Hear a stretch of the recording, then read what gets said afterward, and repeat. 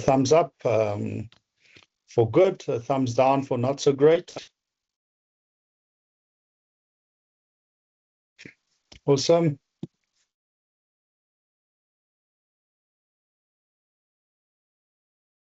Great stuff. So good evening, everybody. Once again, thank you for signing in and for joining us this evening. So we will, like I see, there is still some folks joining us. Just a bit of housekeeping. You will see that I've published the groups for the second assignment, and I have. So please make sure that you reach out to your group members. It is recommended that you start working on this sort of project, sort of a little bit at a time now already. I do know that there's two projects. There's one before this one, sort of your midterm project, and then the final group project. But if you can start working on it just small bits at a time and get used to meeting with your group sort of regularly, even if it's just once every second week for now, just to sort of get used to meeting each other and sort of dividing up the work and sort of tackling a couple of things. So just be mindful of each other's time, and also just be mindful of that people work differently. There are some people, all of you have other courses and other classes that you're busy doing, and some people work differently. Some people prefer to work 5 weeks ahead of time. Other people prefer to work sort of a week ahead of time because that's kind of how their life is structured. So just be mindful of that, to be very gentle with each other. And that is why I wanted, because I've learned my lesson now with the groups working together over many, many years, that it's best to start early and sort of start guiding that group work along instead of waiting for the last couple of weeks, because then you're all going to run into problems. And that is when the stress comes out, that is when the conflict comes out, and that is when working in a group is not great. And I do know that some of you might have had good experiences with working in a group. Others would have had not so great experiences with working in a group, and you're sort of bringing that experience to the group. And that will also affect and impact the way that you're working with each other. On a weekly basis, you'll see that I've posted a couple of things. I will post a discussion. I try to make the discussions interactive, and I try to make the discussion sort of relevant. I've noticed that not many has sort of clicked on the link for last week, but please do. I encourage you to make use of the discussions, to read through the articles, to watch the little video clips that I post. It will just enrich your entire sort of learning experience, and it will be good for you. And also, in terms of the module engagement, we have the quizzes. There's going to be 10 of them, and you need to complete 6.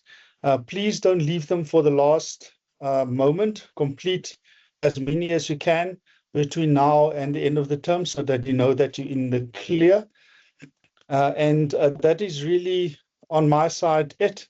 Each week, I upload as much as I can, sort of relevant things and interesting things for the course. And I also create a little overview. I create a little video overview. I'll be loading some additional reading for you. But I'm also very mindful that I don't want to load too much, because I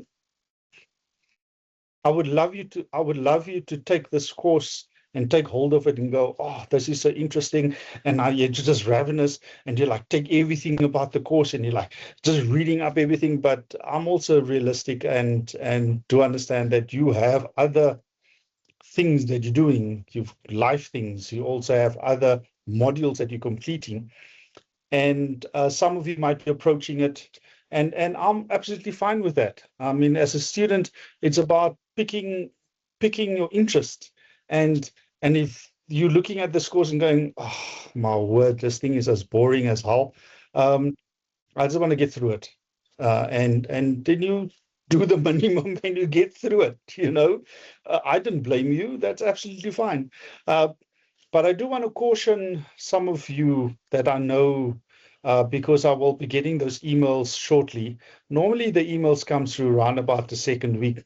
Those emails that start off with, Sir, I really want to do well with my assignment.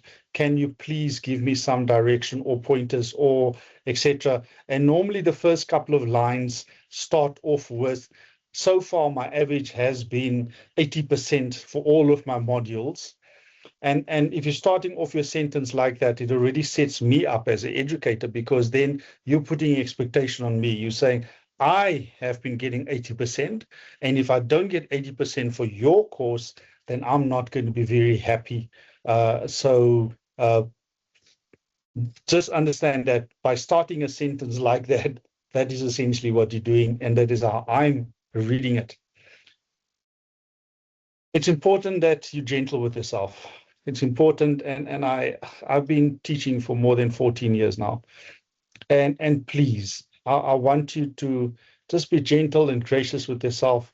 If so far you've done very well, you've got distinction for all of your modules, please try not to put pressure on yourself, and also not pressure on me to maintain that level. I assess and I mark based on what I receive. Last week, I made it clear that at the second year level, at the NQF 6 level, which this course is at, my expectation is a lot more critical thinking. When I look at this module, specifically, this module is such a meaty module where it is about that critical thinking. It is about wrestling with some of these concepts. I mean, this week we're doing morality, ethics, and legality. I mean, that's like, that's like philosophy 101 stuff. Last week we talked about corporate citizenship and understanding and putting this whole sort of module in context. So at this level, I want to see you wrestling with the content. I want to see you wrestling with these concepts. I want to see that critical thinking. What I don't want to see is just copy-paste straight out of the textbook, copy-paste straight out of AI, copy-paste, and just regurgitating and just telling me, here's the question, this is the answer. At the second year level, it is the beginnings of this wrestling. It's the beginnings of this critical thinking.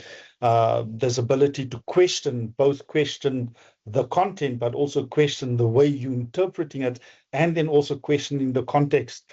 And that is what makes a good submission for me at a second year level. I've taught from first year, from higher certificate right through to honors level. And at each level, we call it Bloom's taxonomy. At each level, there's the scaffolding that takes place. At each level, the learning needs to deepen. And when we assess at different levels, we also assess with Bloom's taxonomy in mind.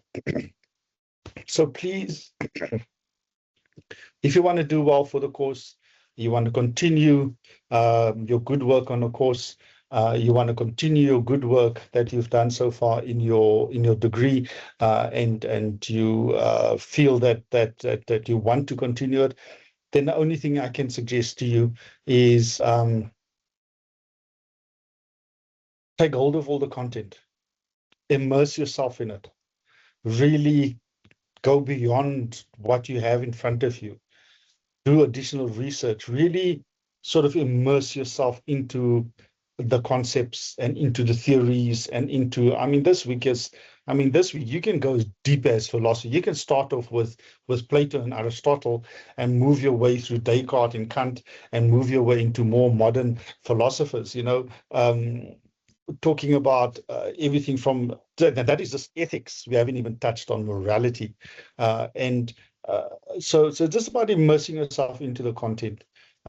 If you really want to do well, because as you immerse yourself into it, you sort of start to wrestle with it. You start to sort of understand it a bit on a deeper level.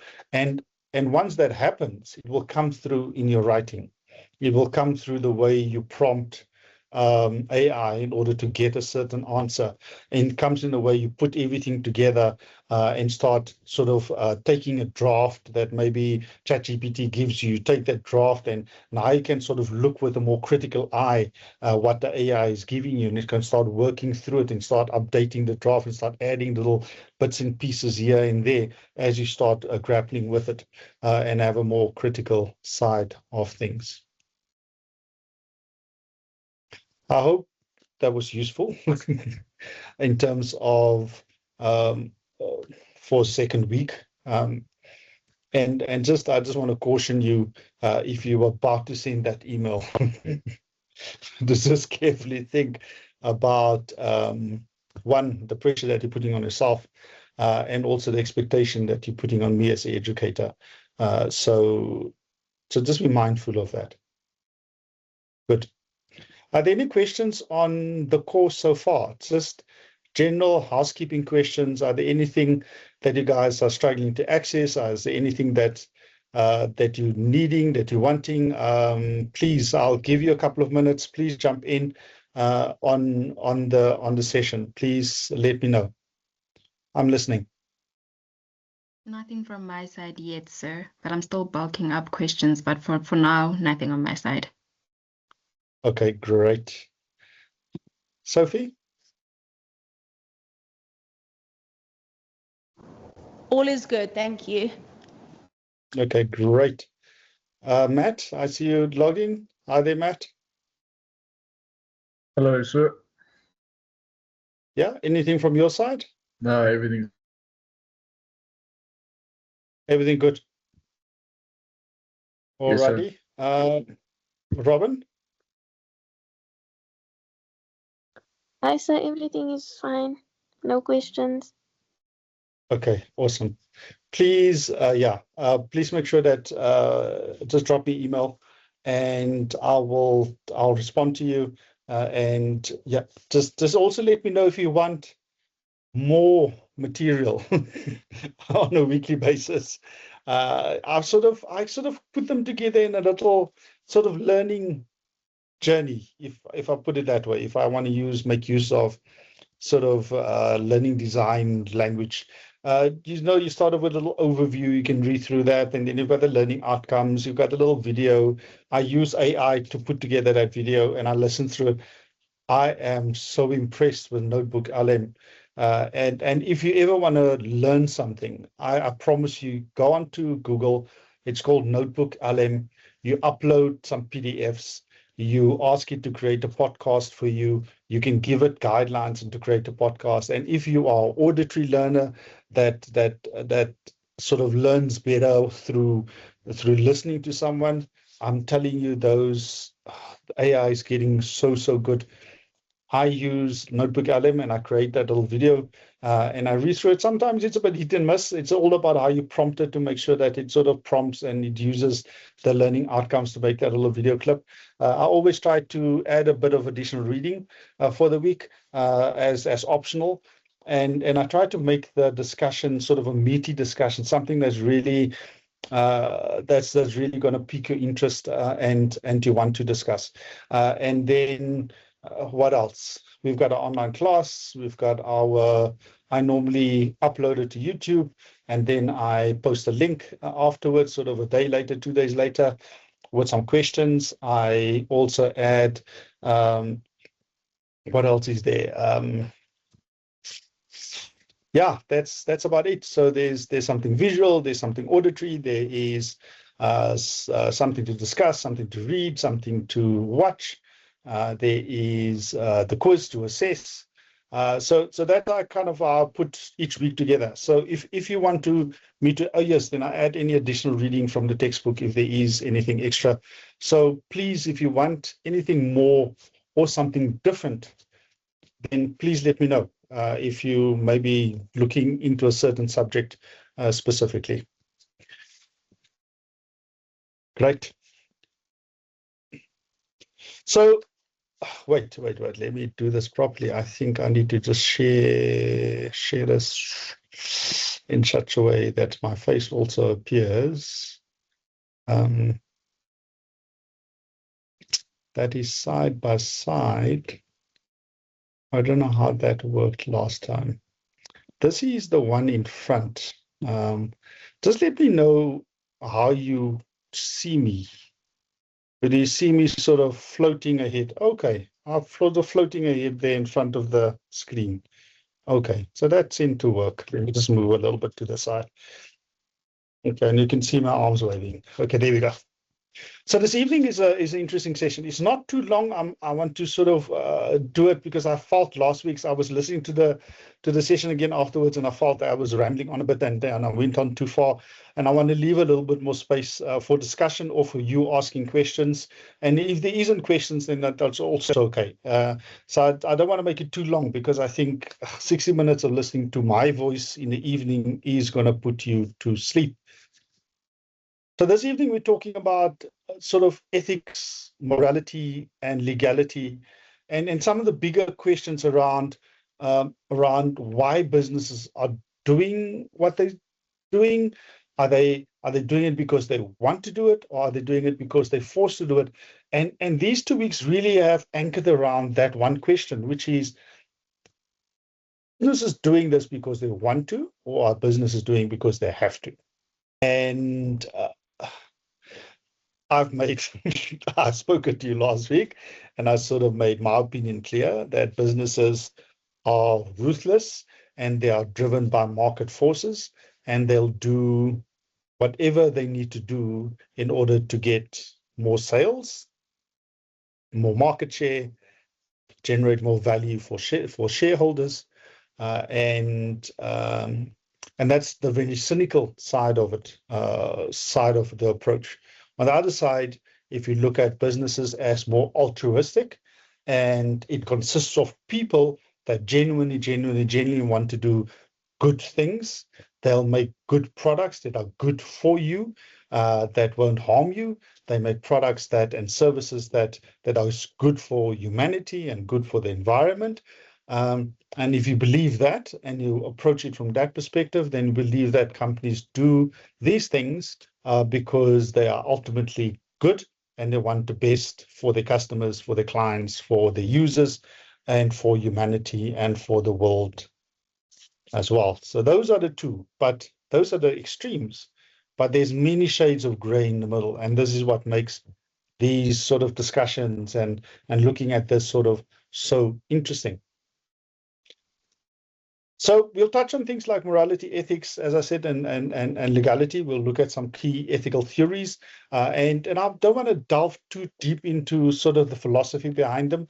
I'll just briefly touch on them, and then evaluate the doing good to do well principle. Now this is the one principle that's sort of that gray space in between that bridges the two.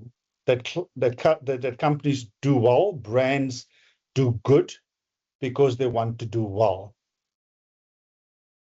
Companies like, say, for instance, we've got a company like Adidas or a company like Nike that decided to move some of its sort of manufacturing out of the Philippines into another country because of the sheer pressure on them from consumers and from a very good documentary, I must tell you, that was released on them and the way they sort of abused the labor and labor laws in the Philippines and how they moved their manufacturing to other areas in order to get low-cost manufacturing. China is no longer the place to make cheap things. It is now, it's the Philippines, it is Vietnam is a big one, and those sort of India to a certain extent, Bangladesh to another extent. Those countries are now the places where you go to get cheap garments, to make all the Timo stuff comes from there, to make cheap little trinkets, little bits and bobs. So China is no longer that place. So do companies realize that by doing good, they can also do well? And then we'll look at the South African frameworks. I'll just briefly touch on those, and then sort of look at this whole ethics and legal compliance in leadership. So what is morality? all of us are born and we are raised within a family unit, within a community, within society.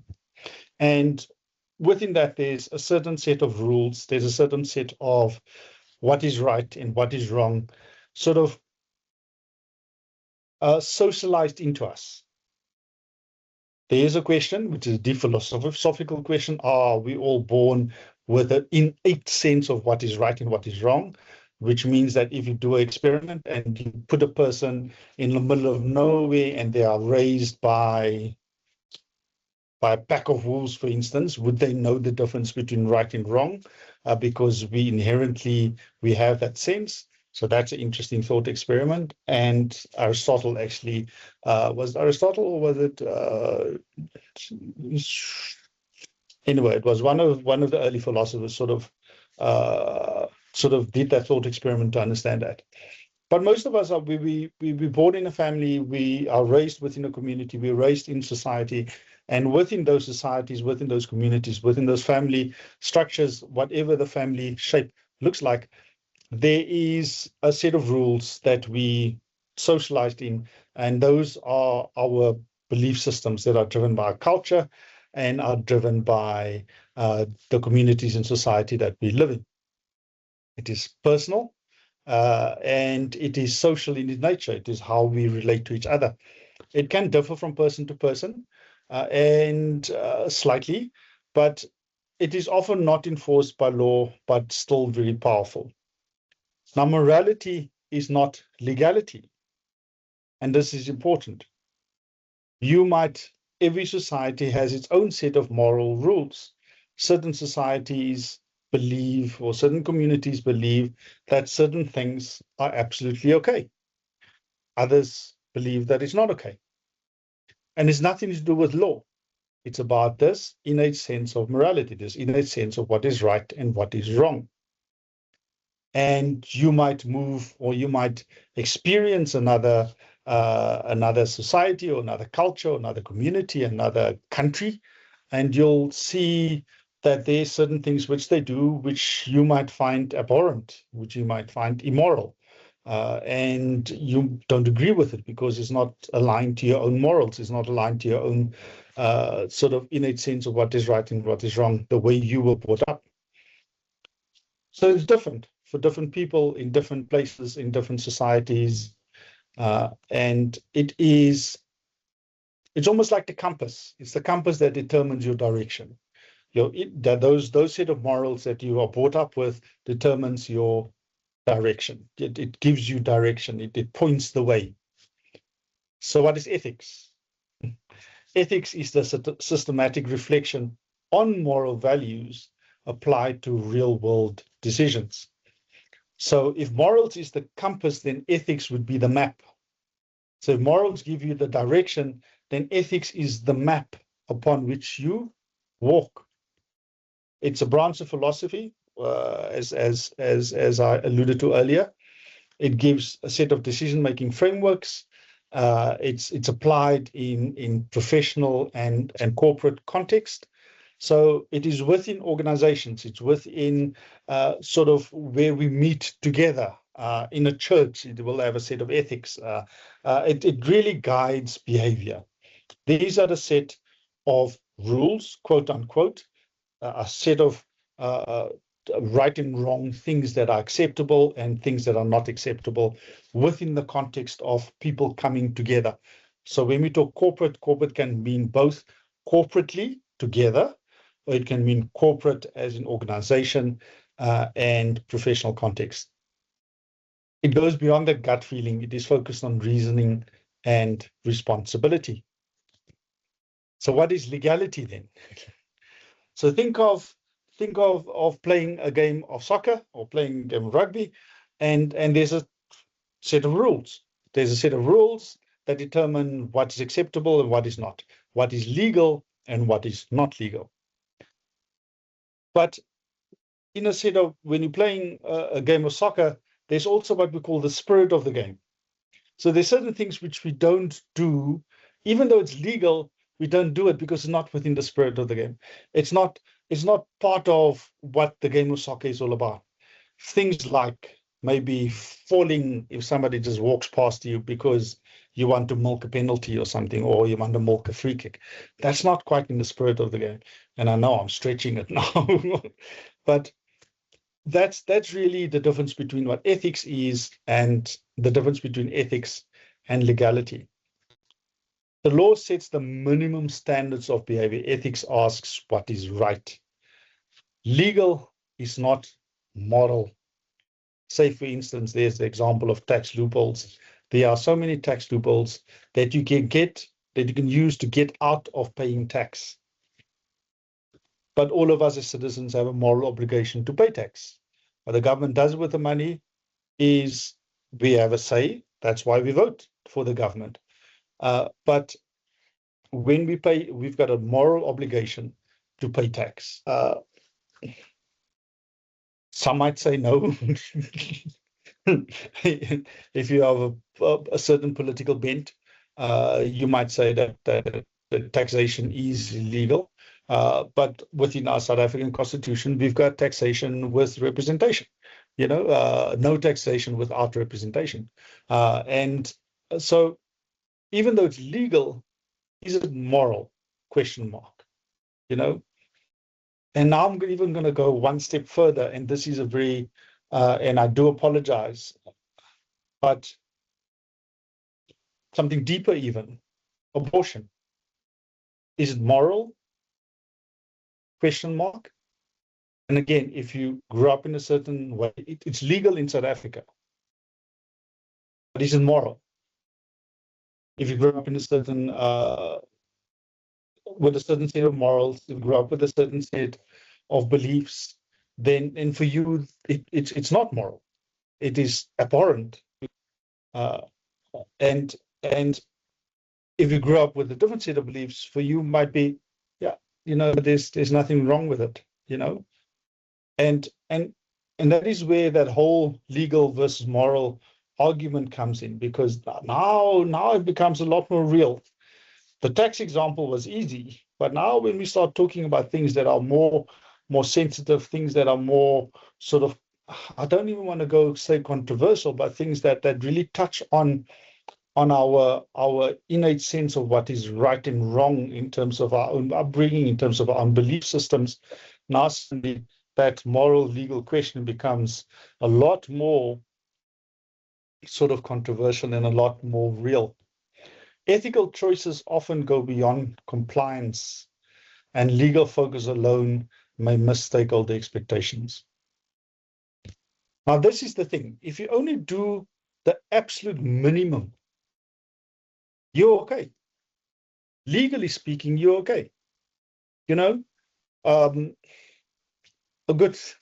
is a good example. Also from our work. So a couple of years ago, we had a big piece of legislation that came in, which was the labeling, consumer goods labeling legislation. Now, before that, you could make some interesting claims on your food labels without it being true. Kind of. So for a long time, you used to buy strawberry yogurt, and you would go, oh, there's strawberries in it because the label says it's strawberry yogurt. And then the legislation came in, and you suddenly realize we are no longer eating strawberry yogurt. We are eating strawberry flavored yogurt. There's no strawberries in there. It's a chemical compound that tastes like strawberry. There's no strawberries involved in that yogurt, in the making of the yogurt. And so before the labeling legislation came in, there was always this tension internally inside the company about, and if anybody knows the company that I'm talking about, I did a whole thing last week on it. There's tension within the company. So you could see that there was the culture of sort of skating, flying close to the sun. That's why we all had to go for compliance training. There's tension between pushing claims that aren't 100% true, but we don't explain it, so we leave it up to the customer to sort of, and the consumer to sort of make up their own mind, you know, and you know, it was interesting, those internal discussions. The thing is, those internal discussions shouldn't have taken place, you know, because if we truly had a heart for the consumer, if we truly wanted to do the right thing, we wouldn't have discussed how many little baked beans we can legally put into a tin and still call it baked beans in tomato sauce. How much tomato needs to be in that sauce to still call it legally tomato sauce? You know, and I can tell you, legally speaking, not much. Not much. There's not much tomato have to be in that sauce to be called tomato sauce. So those are how companies, some companies operate. And when we talk about compliance, it's about just ensuring the minimum standards are sort of maintained. But now with social media and with consumer activism, companies are being found out. Companies are being exposed. So ethical leadership builds credibility. It strengthens stakeholder relationships. It protects the brand and its reputation. It sparks innovation, long-term thinking, and enhances the performance of ESG metrics. But let me stay here a bit. Is it on the next one? Let me stay here a bit. This is where things get interesting, because when we talk about ethical leadership, doing the right thing,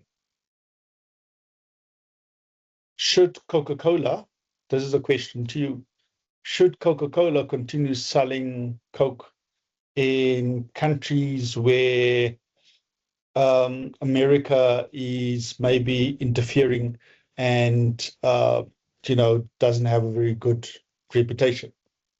You know, Coca-Cola is an American company. And you can look at all kinds of examples. You know, should certain companies, ethically speaking, should certain companies operate in certain places, in certain countries, knowing what they know about the country, knowing what they know about maybe the country's human rights abuses, maybe knowing what they know about the country's environmental abuses? And the response that most companies would tell you is that we're not there to judge the governance of the country. We're not there to judge the government of the country. We're there to sell a product. And as long as people want the product, as long as there's a demand for the product, we will supply the demand. Because if we're not going to supply the demand, they will find alternative ways on the black market or illegal imports. And we don't have any control over those illegal imports. Interesting question to you.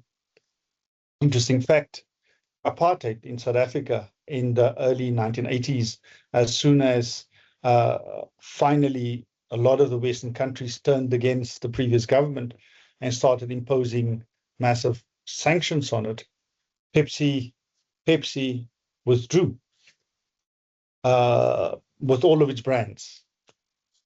Procter & Gamble withdrew with all of its brands. And Coca-Cola stayed. Unilever stayed, and a whole bunch of other companies stayed, and they continued operating. Should they have left? By leaving, they might have put more pressure on the previous government, but they didn't choose to stay. And the question is, from an ethical standpoint, should they have chosen to do the right thing, or at least within that context, do the right thing? To the point where PepsiCo, when they came back in the late 1998, 99, they came back with a couple of brands, and they are now fully in South Africa. They've bought Pioneer Foods, and they're fully distributing Pepsi Cola and all of its brands. They bought Lay's, they bought Simba Chips. So they're fully in South Africa back again. but they had to really fight to get their market share back. They really had to fight to get, I mean, it took them more than 20 years to get back into South Africa after leaving and after our first free elections, democratic elections in the mid-1990s. So those are interesting questions to ponder, interesting questions to ask yourself, because if a company like Coca-Cola is selling a green can of Coke, and they're making some claims, so they don't say it's natural, they just say it's, by making it green, they sort of subliminally telling the consumer that this is better, it is healthier, it is a better option than the other one. It's less sugar. But instead of telling the client or the consumer that it's less sugar, but we've also put in other sweetness in order that might be more harmful for you than sugar is. So those are some interesting things to think through from a consumer point of view, from the way companies operate, and from the way companies approach these things. I'm going to go through the following couple of slides very quickly, just in terms of, and please do spend the time reading through these. Again, they're good to know. Don't, it's about understanding them and grappling with them. So consequentialism, which is some of the ethical theories, focus on the outcomes only. Deontology is about focusing the rules and your duties. Virtue ethics is about, cultivating good character. This was an interesting one. It was an advert of Pepsi, where I think Kardashian did that whole thing where she was walking and handing it to a cop. And this was during the whole Black Lives Matter protest in America. And what they wanted to show is that we stand on the side of the protesters, but it's not about violence. It's about crossing over with the Pepsi. And it was the most, that advert was taken apart. It was taken apart. It was the worst possible way for brand to say something. It wasn't what they said, it was the way they said it that just, it just crashed and burned.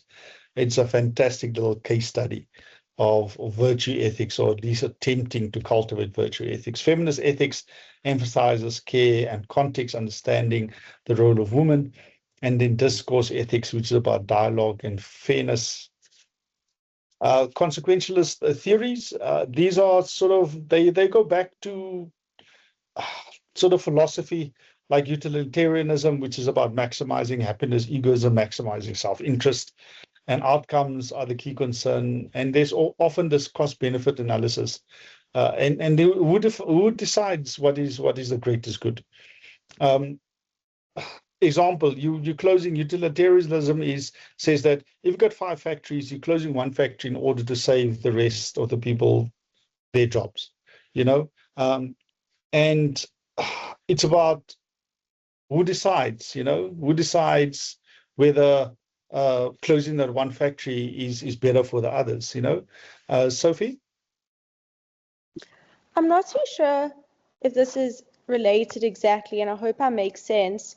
But what is your take on whistleblowing? Obviously, it is important as it fosters the sense of accountability within an organization. But if you would like to maybe report something as an organization is taking advantage of maybe the environment or certain people, but at that, by reporting it, you're putting many people and their salaries and their families and all of that on the line. How do you think you can go about it in a way that can kind of not help or support, but ensure all parties are, supported? I can't think of the right word. That is the crux of it. You've put your finger on it. Put yourself in the shoes of a CEO and a board. they get terrible news. They're making baby products, and overnight a baby passed away having taken one of the products. And they don't know the full story. They don't have proof. But they also know that if this comes out in the press, they will have to make some serious decisions. It could cost thousands of people their job, and it will cost shareholders millions and millions, if not billions. What do you do the next morning? You know, you're sitting in the meeting, you have to decide what to do. And that's the crux of it. That is absolutely the crux of it, Sophie. Back to whistleblowers, it is, if a company is serious about doing the right thing, then having a transparent system in place, having an independent and external whistleblower sort of channel where a person can raise an issue and it can be taken up by somebody completely independent, like a judge or a company that is completely independent, then it's about doing the right thing. What I think, to answer your question, it is about if a company has a culture of transparency, then you should be able to have the channels internally to question and to challenge. And that should be welcomed. Definitely. If the company has a culture of hiding things and, don't tell, don't say, don't tell, a culture where people that speak up get victimized and they get overlooked for promotion, or they get labeled as a troublemaker. If that's the culture of the company, first of all, you shouldn't be working there, and second of all, it is a toxic culture which will result in bad things happening. Yeah, I wonder, anybody else want to jump in on that question, because that puts the finger on understanding, about ethics, and also your morals. If you feel that this is not the right thing, even though it's legal, should you go to the press? Anyone else? I just thought of a few things in relation to your answer. I thought at the end of the day, you're going to have to deal with the situation. So maybe if you confront it first, it could cost you hundreds of thousands. But if you don't and you try hard it, you're going to be maybe faced with like 100 million rand lawsuit. So I think like even transparency can even attract shareholders and customers in a good way. And just knowing that in the future, they can expect like honesty from your side, and hence they're like willing to continue using your product. But as a maybe potential employee, I think like in South Africa, a lot of people, just due to like the economy, it's really hard, obviously, to provide for yourself and your family. And I think that's where people's like morality is like challenged, because they may be working for a company and they're aware that it's not ethical. And maybe it isn't a company that like has the right channels to report it, and at like the cost of losing their job. But obviously when you're not maybe morally aligned, it can start affecting you in other aspects of your life. But it is like sad and like hard in South Africa. I'm sure a lot of people don't feel like they can speak out because they need them. You're absolutely right, and you're right, because that's we self-censor. We self-censor. We sort of hold back. We don't ask. We don't ask. Don't tell. Because things are tough, and if there's only so many employment opportunities, then putting yourself, in that position, can cost you potentially your job. But it all comes back to so we're going to touch on things like this whole thing on leadership. And when I frame strategic leadership, when I'm going to talk through it, I'm going to frame it within the context of ethical leadership. And if you have a leadership culture that permeates the entire business, where it is based on this DNA and these values of openness, these values of transparency, these values of being able to challenge and having these sort of channels to challenge without fear and without favor. And that is where the role of HR comes in. And even though HR is on the side of management, quote unquote, HR plays this they play this role where they need to provide a safe space where people can talk and express their views, especially when they're feeling that there's the stress that comes from this incongruency. The company's doing this thing, the values are saying this thing, the values that are on the poster next to the door when people walk in reception, but we say those things, but we do this, and it's not aligned to my own values. And then you have this incongruency. Then you have the stress of working in a space where it is not aligned to your own values. And that's the role of HR. HR should provide that space where people can come and say, listen, I'm not happy because of this and this and this. They should be able to give the channels or provide the channels in such a way that is safe for somebody to go and confront someone or confront the department or say things without fear of victimization. And yeah, so if that's and that's what ethical leadership drives. It drives this culture of this openness, transparency, and is willing to challenge unethical behavior. Good question. Thank you very much, Sophie. So I'm going to touch very briefly on some of the sort of non-consequentialist theories, Kantian ethics, which is based on Kant's theories, universal duties apply to all, which means a lie is a lie, doesn't matter if you're doing it for good reason. And this comes back to Sophie's question, which is by keeping silent, you are sort of providing consent. You're saying nothing. And you've got a duty. So Kantian ethics talks about a lie is a lie. Doesn't matter if you're lying to doing something or wanting a good outcome or not such a bad outcome for others. Ethics of right and justice is about respecting others' rights. And some acts are always wrong. That's Kantian ethics. Some of the more contemporary theories that I said earlier, virtue ethics, feminist ethics, discourse ethics, through dialogue, postmodern ethics embrace ambiguity and plurality. And it's about being flexible within today's workplaces. And things get interesting because they are the law. Especially anti-discrimination laws. So our workplace laws are there to protect the minority.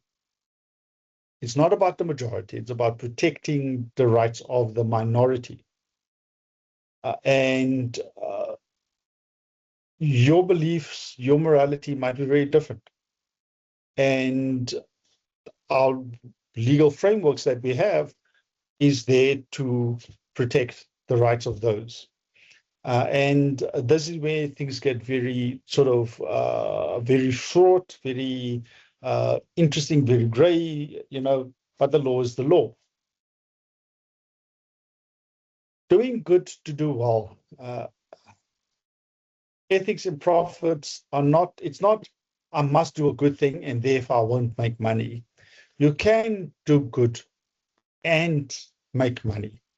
You might not make as much money as if you just went off and did what you wanted to, but you'll still be able to build a sustainable brand, a sustainable business.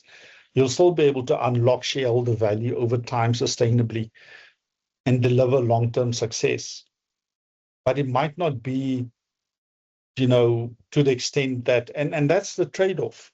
It's about, should I chase short-term profit with the potential of damaging my brand and damaging my company's image so much that in 5 years, 10 years time from now, nobody wants my product, nobody wants to see my face, nobody wants to buy from my company? Or do I forsake some profit in order to build a sustainable legacy over time? And this is the issue around ESG. Now, ESG has not recent years, especially the last 2 years or so, ESG has come under pressure. It has become sort of the whipping boy, so to speak, where companies are blaming ESG. ESG stands for environmental, social, and governance, where they're saying, well, if we didn't have to comply to ESG standards, then we could have made more profit, or we could have done this, or we could have done that. But again, if you go back to the principles of ESG, which is about being a custodian for the environment, being a good corporate citizen through your social relationship and a social contract that you have with the community in which you operate within the wider society as a whole, and then governance, which is about corporate governance, being transparent in all of your dealings, then by subscribing to those principles and by doing them, you essentially are saying, listen, I'm trying to do the right thing. And therefore, there's a reward for it. Now we talk about impact investing, where companies are being rewarded for following good ESG principles. They are rewarded with better investments. They are rewarded with shareholder value. They are rewarded with consumers and customers going to them. And this is where it links, sort of ethics are linked to business performance. Why did Woolworths decide to get rid of plastic bags and ShopRite not? That's interesting. I'll leave that question with you. Why did Woolworths decide to get rid of plastic and ShopRite didn't? Woolworths made quite a big fuss about it. They made sure that They made sure that They had a massive advertising campaign about it. Do you think it's their target market, if they would care or not? Is that maybe why? What do you think? Because now, you asked a question and I couldn't really think of anything.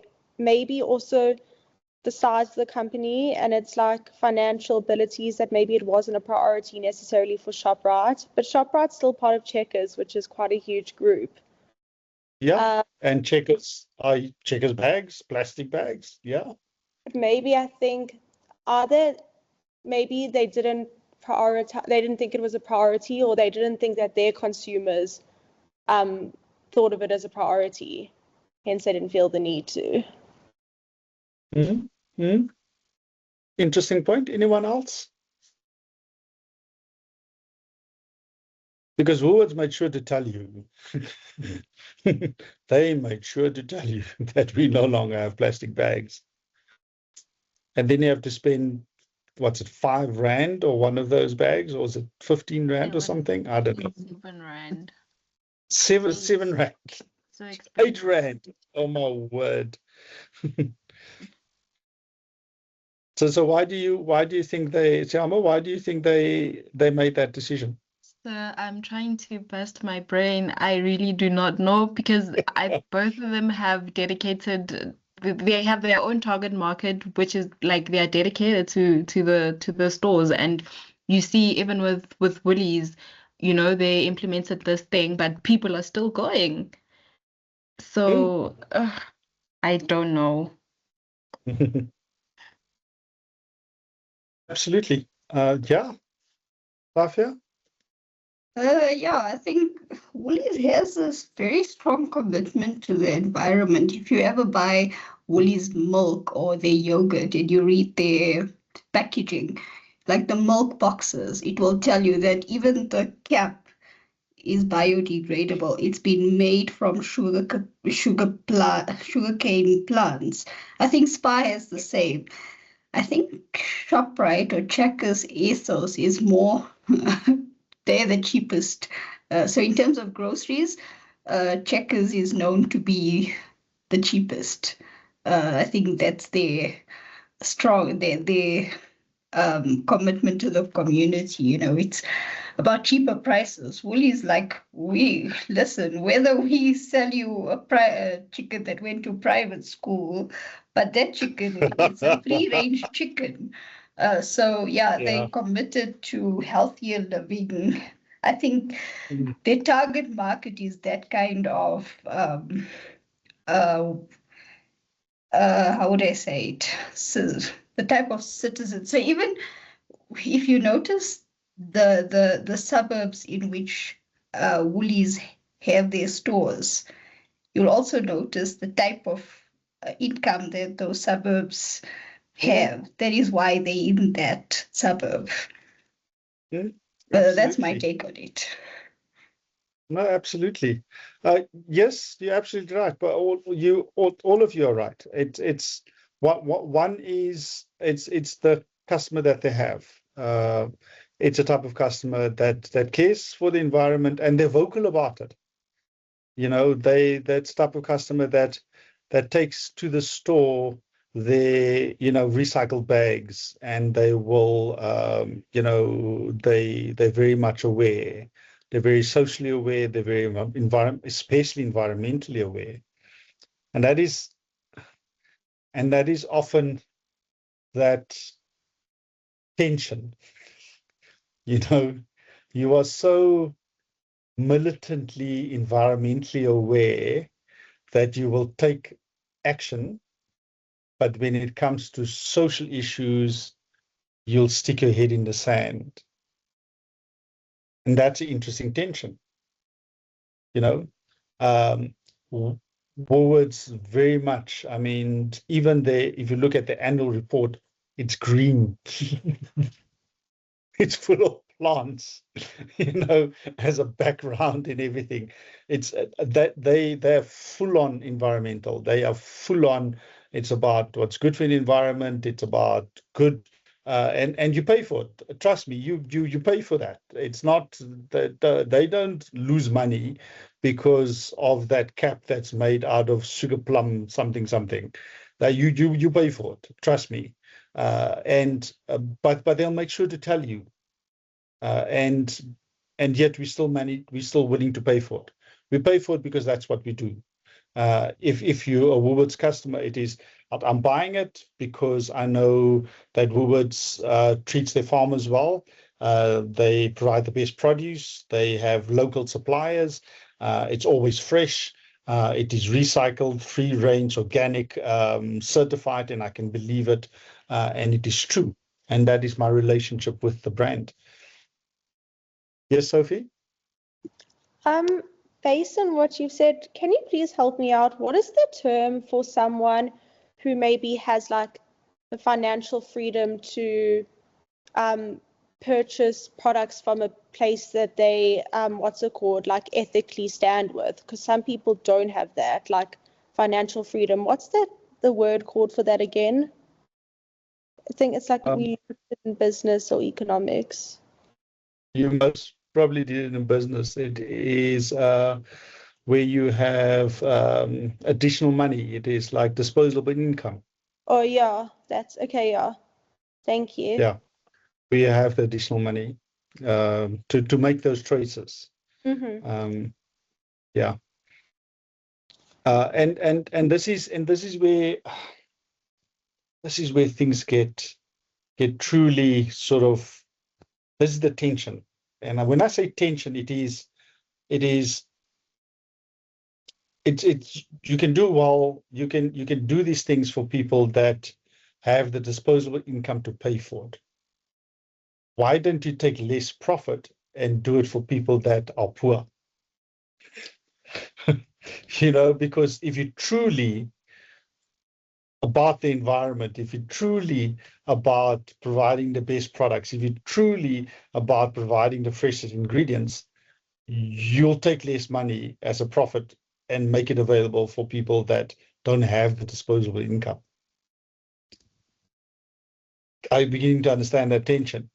Yes, it is about doing good. It's about saying you're doing good. It's about, being out there and advertising it and saying all these wonderful things. But then there's this thing, another one is companies that are downsizing their portion sizes. So what they would do is they would sell, like Nestle. Nestle knows that the sort of those that don't have a lot of disposable income that they want coffee, but they can't afford a big tin, a kilo, which is over 100 rand. So they make a small one, like a little 5, I think it's like a 10-gram one or 25-gram, small little one. But if you take that one and you times it by, the average size to get to a big tin, it's 3 times as much. So even though it is accessible to buy a little tin of coffee, you are charging people more per gram of coffee than you would charge the person that does have the disposable income to buy the big kilo tin of coffee. So, and then you go around saying, oh, it's about making it accessible, making it easy for people that doesn't have disposable income, and therefore we're doing it because it's about, our social responsibility and all of that. But it's not really, you're penalizing people for having no money, therefore they can only afford a small one. So that's that thing about doing good and companies saying they're doing good.